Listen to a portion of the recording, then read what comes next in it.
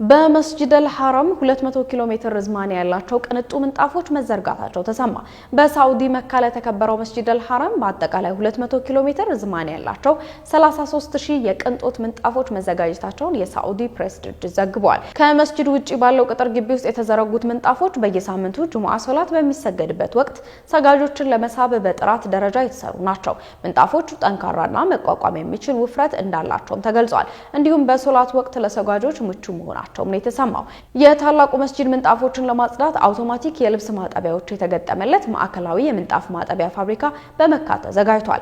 ታላቁ መስጂድ ከዓለም ዙሪያ የሚገኙ ሙስሊሞች ዋነኛ መዳረሻ የሆነ ሲሆን ምዕመናን በሶላታቸው የሚሰግዱትን የተከበረው ካዕባን ይዟል። በሚሊዮን የሚቆጠሩ ሙስሊሞች የእስልምና መገኛ ወደ ሆነችው ሳዑዲ አረቢያ ኡምራ ወይም የሐጅ ጉዞ ለማድረግ በታላቁ መስጂድም ይሰግዳሉ።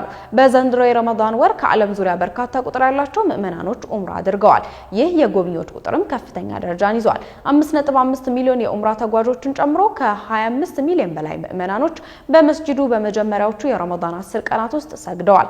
በወሩ መገባደጃ ላይ የሳዑዲ ባለስልጣናት ወደ መካ የሚጎርፉትን የሐጃጆችን ፍልሰት ለመቀበልና ስርዓቱን በቀላሉ እንዲፈጽሙ ለማድረግ ሁሉንም ሀብት በማሰባሰብ ዝግጅታቸውን አጠናቀዋል።